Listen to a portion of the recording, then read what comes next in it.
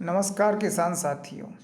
आज मैं इस वीडियो के माध्यम से भावांतर भुगतान योजना की सारी जानकारी आपके समक्ष लाया हूं, जो कि किस प्रकार से योजना का लाभ लेना है, क्या क्या गलती नहीं करनी जिससे कि योजना का लाभ आपको ना मिले, और सारी इस तरह की तमाम विस्तृत जानकारी इस वीडियो के माध्यम से देने जा रहा हूं। कृपया करके वीडियो को अंत तक बने रहें। भावांतर भुगतान योजना मध्य प्रदेश सरकार द्वारा एक योजना लाई गई जो कि किसानों को उनकी उपज के लिए न्यूनतम समर्थन मूल्य एमएसपी और बाजार मूल्य के बीच का जो अंतर का भुगतान करती है। इस योजना का उद्देश्य फसल की कीमतों में उतार चढ़ाव से किसानों को होने वाले नुकसान की भरपाई करना है। सर्वप्रथम माननीय प्रधानमंत्री श्री नरेंद्र मोदी जी द्वारा सोयाबीन की एमएसपी 5328 रुपये तय की गई।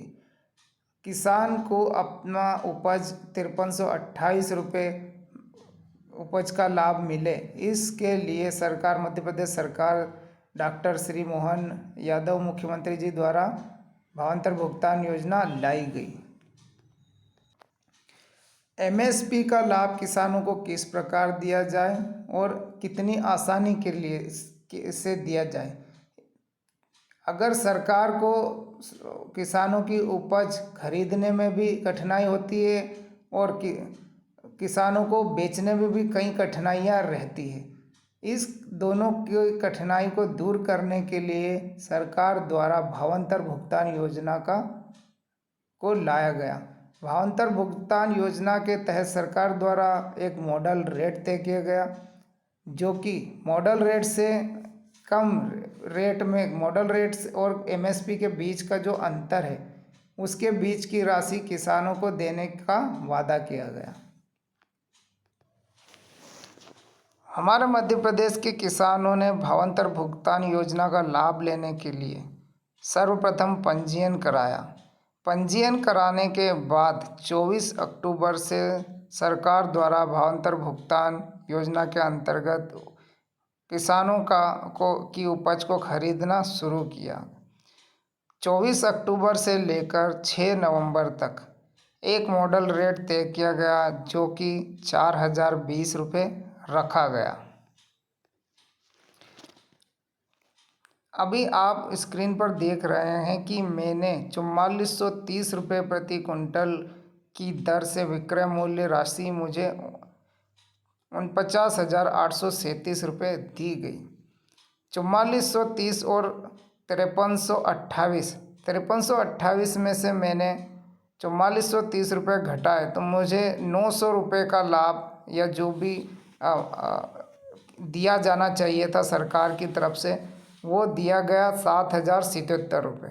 ये सरकार के द्वारा वादा किया गया था कि 13 नवंबर को हम इसका लाभ किसानों के खातों में डायरेक्ट ट्रांसफ़र करेंगे। 13 नवंबर को पुलिस ग्राउंड देवास में एक कार्यक्रम रखा गया, जिसमें कि 1.33 लाख किसानों के खातों में 233 करोड़ की राशि का अंतरण किसानों के खातों में डायरेक्ट ट्रांसफ़र किया गया और किसानों के खातों में ये राशि पहुंची भी। किसानों को इस योजना का लाभ अच्छे से मिल रहा है। जिन किसानों ने इस योजना को लाभ लेने के लिए पंजीयन नहीं किया, उन्हें अभी दिक्कतों का सामना करना पड़ रहा है और उन्हें इस योजना का लाभ प्राप्त नहीं होगा। इस योजना को शुरू करने के पहले पंजीयन की तारीख तय की गई थी। उस तारीख के बीच में किसानों को पंजीयन करवाना निहायत ही ज़रूरी था।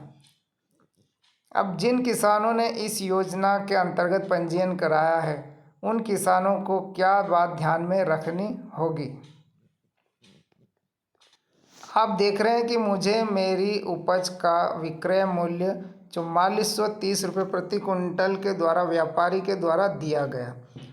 4430 रुपये के ऊपर 5328 रुपये के बीच में जो राशि है, वो सरकार ने भावांतर भुगतान योजना के तहत मुझे 7077 रुपये दी गई।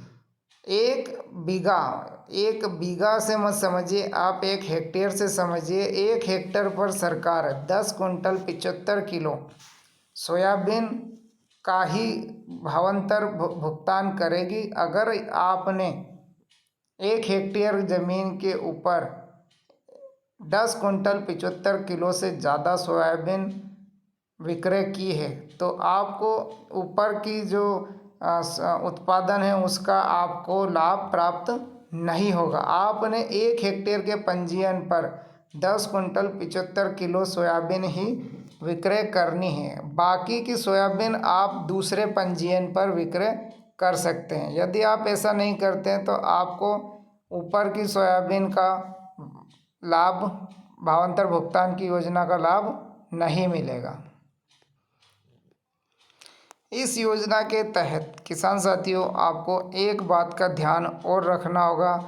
यदि आपके क्षेत्र में सोयाबीन के ऊपर राहत राशि प्रदान की गई है, यदि आपको एक हेक्टेयर पर 4 कुंटल की राहत राशि प्रदान की गई है तो आपको उन 4 कुंटल को भी इसमें से 10 कुंटल 75 किलो में से घटाना होगा। नहीं तो आपको, यदि आपको एक हेक्टेयर पर 4 कुंटल की राहत राशि प्रदान की गई है तो आपका कितना, 4 उसमें से घटाइए तो 6 कुंटल 75 किलो का ही आपको भावांतर भुगतान योजना के अंतर्गत लाभ प्राप्त होगा। इस बात का भी ध्यान रखना निहायत ही ज़रूरी है किसान साथियों।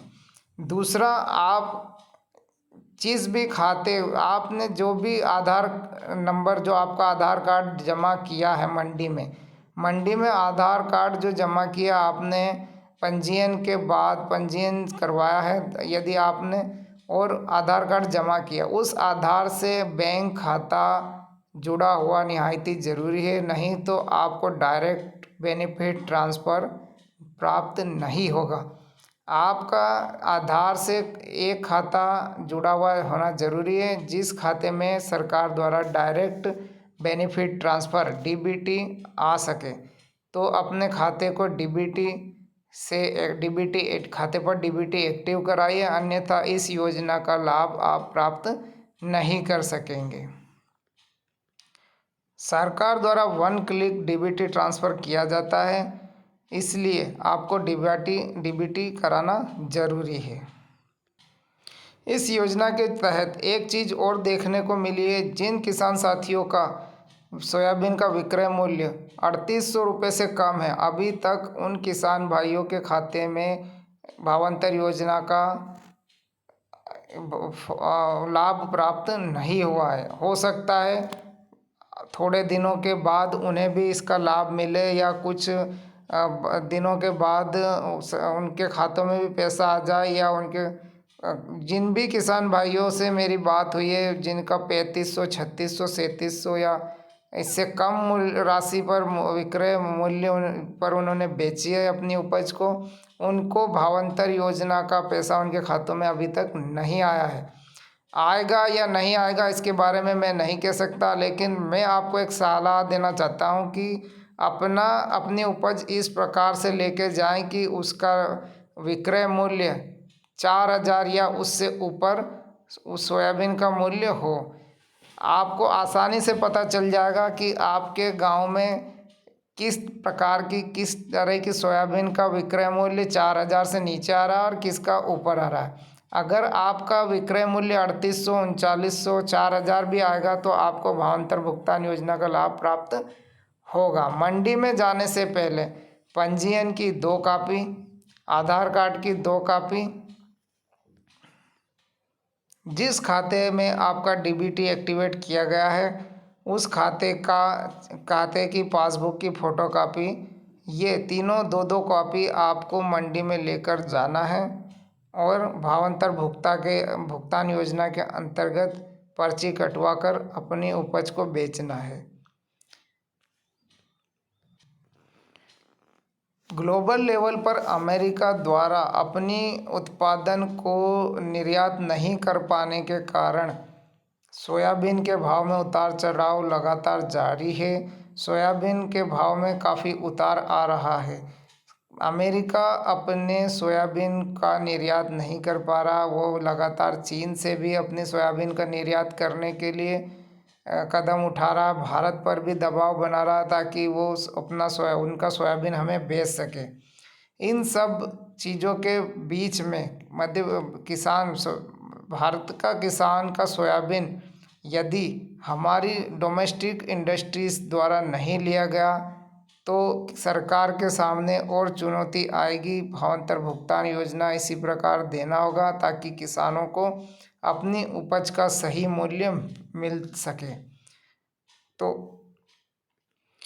वीडियो में दी गई जानकारी आपको अच्छी लगी हो तो चैनल को लाइक और वीडियो को लाइक और चैनल को सब्सक्राइब जरूर करें।